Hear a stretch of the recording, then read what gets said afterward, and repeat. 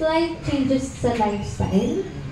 And nag-focus din ako talaga on trying to better myself, for myself.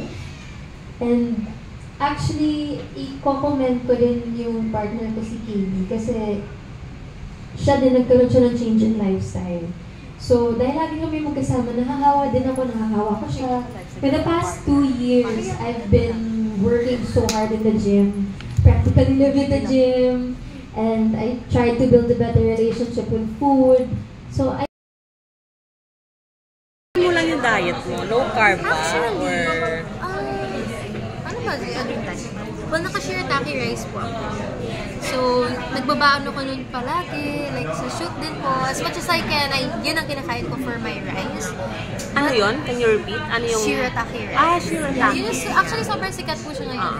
But I think what really worked for me is when I started eating full, complete meals.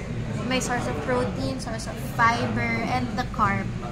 Dati kasi, ang mindset ko, pakuntian ang kain. That's the only way na you can ever lose weight if you barely eat. But that did personally work for me. It made me binge after. So, of course, that's not a good thing to do.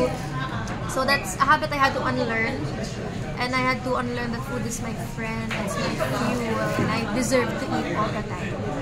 So, not really, there's no specific diet. I eat what I want naman. I allow myself to give in naman, but no may limits lang. At least it's healthy. Sa lifestyle mo naman, anong may binago ka ba? Yes, 2 years ago, I started being really consistent with my workout. Almost every day talaga. Actually, every day. Basta walang work, I'm at the gym.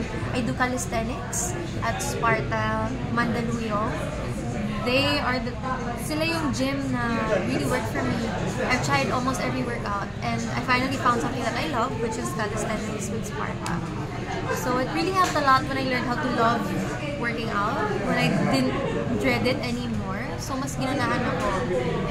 And what else? Of course, hindi ko itatanggi Dr. Bello and her treatments. I did V-Contour, Ultra for my face, pampaliit ng face, Virtue RF, ano ba?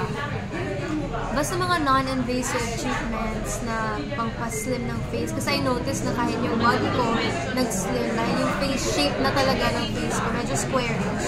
Medyo mahirap sa camera. So yun yung tina-target ko naman with Dr. Abel. How many pounds? Do you know how many pounds you No, lost? I don't You don't keep track? Mas sa damit ko po siya napapansin. Naaluwag. Kasi minsan I gain muscle.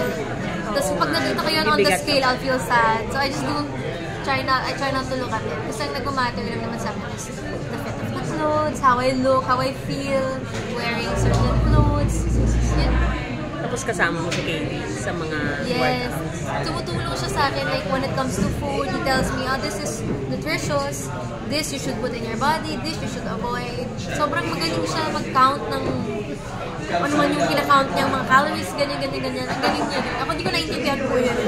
So yeah, he helps me with that. Thank you so much. Thank you.